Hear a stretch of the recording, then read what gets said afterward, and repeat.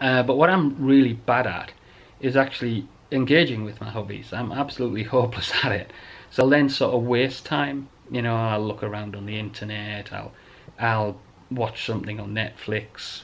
What I hope the vlog will do is, as well as being interesting in and of itself, you know, new skills, filming stuff, editing stuff, pulling stuff together, creating content. I'm hoping it will drive me to my hobbies for content.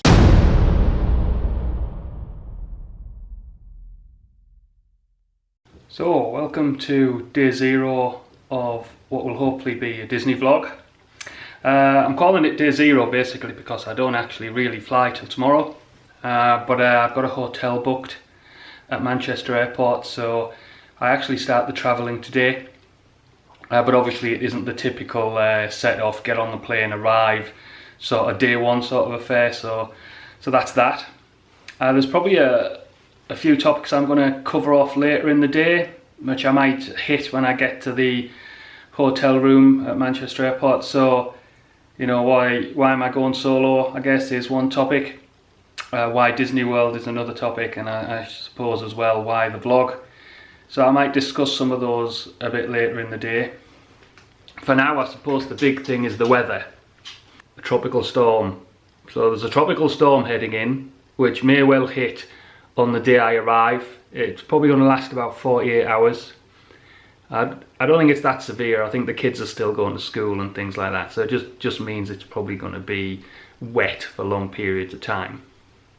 But the interesting thing is, depending on which tropical storm, because they're both depressions at the minute, so it depends on which one gets upgraded to a tropical storm first.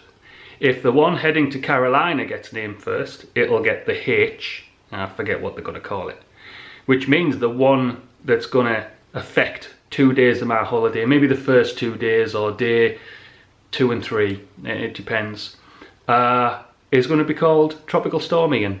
So there you go. So hopefully it'll be a couple of days that is a bit of a washout.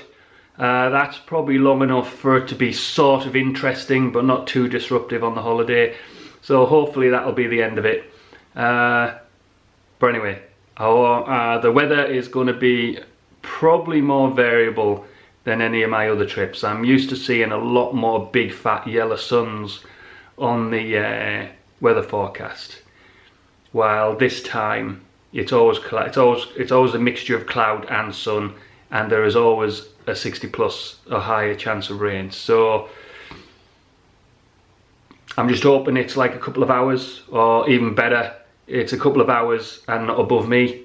Because if it does rain a lot, that is probably gonna break up the planned structure of my days, which are structured like they are because I'm on my own. So we'll see. But at the minute, I'm just crossing my fingers. Too late to do anything about it now. And I'll just have to hope for the best. Daisy, you're going to be a good dog. Yeah? You're going to be a good dog. Yeah. I'm going to go out. Come on, you're going to look after me. Look after me on here. Won't be long. Okay, well, I'm lying. I'm going to actually be 2 weeks. But you'll be alright, won't you? You're going to guard the house. Look after your nana and stuff. Okay then, good dog. See you later. See you later, Daisy dog. I said I'd cover a number of topics once I got here, so I'm going to do that. So the first issue, I guess, is why a solo holiday? Well, the simple reason for that is I became separated from my wife about 14 months ago. So that's pretty much the reason why. So I find myself in a similar situation to what I was in my mid-20s, really. So in the sense that I have the money and the time to go places. Where those places are is something that might change over time, and I'm going to go into that next. But finding friends or family who have the money at the right time and the right schedules is obviously quite difficult. I think there's potential for going on future holidays with family members, but yeah, the stars have to align, and it's a bit like trying to raise the ancient gods from the depths of the ocean in terms of that actually happening. So I just punted for a solo trip and just went for it. So here I am, and I feel quite confident about it, and I'm looking forward to it. So the second topic was why Disney World. I think originally I thought the same as probably what a lot of people are thinking. Why would you choose Disney World? And I discounted it totally, and I started looking at other things. And I looked at about 3 other types of holidays. So the first one was Canada, and I'm really keen on that, and I think that'll be a future trip. So that was very much go to the west coast of Canada, visit Banff and the Great Lake, and or whatever else, all that sort of stuff. And I think that is a fantastic holiday, and I'd love to do that. But I think it was just too much for my first trip alone. It had a bit too much plane, trains, and automobiles, a bit too much independent travel, all of which I think shouldn't be a problem, but it was maybe just it wasn't the right thing at the right time in terms of psychologically how I was feeling, and it was a bit too much get up and go. So I wanted something a bit more comfortable. So, but I've put that to one side, and I think I will do it in the future. I'd like maybe to do it with someone else. The second option was Las Vegas, which I know some people would think of Las Vegas and go, well, that's just as bad as Disney World, why would you do that? Well, I viewed it as a different way. In a different way, I thought the Las Vegas could be a launch point, so I can stay in Las Vegas, and obviously you've got the Strip and all the usual stuff, lots of shows, but you can go kayaking, parachute jumping, tours on quad bikes, and obviously you can hop over and see California Adventure and Universal Studios Hollywood. So there was great opportunities there for it being a base of operations. So and that one I was really keen on, to the extent that I nearly booked it, but ultimately I decided not to.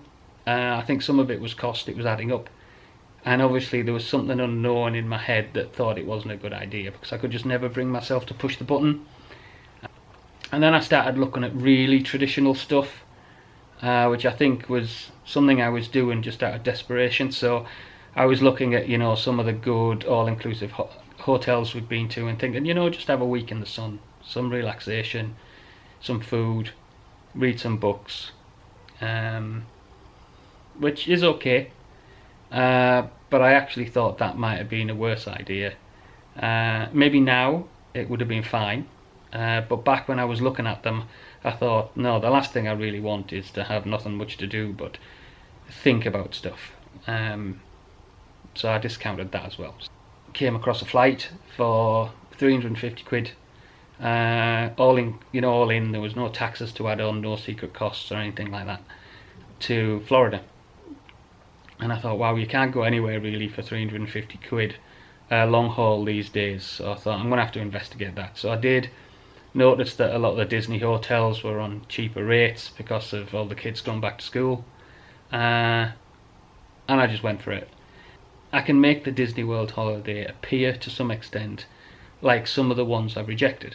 I mean, okay, maybe not the Canada one, but I can sort out activities in Orlando that are similar to some of the ones I was going to do in Las Vegas. If I want the beach relaxation element, I can stay by the pool or go to Typhoon Lagoon, which is essentially like a beach day. And then there's the theme parks, which I won't sort of spend all day haunting around, that would be pretty lonely, but I'd use them as experiences that are available. So go in, do certain experiences, come out, view them as a menu of experiences really. So I think that'll work. So it started to make sense in my head, even though I knew that a lot of other people might think it was really crazy. So I just booked it. The fact I booked it, the fact I haven't yet regretted it, probably means it was a wise decision and a good option.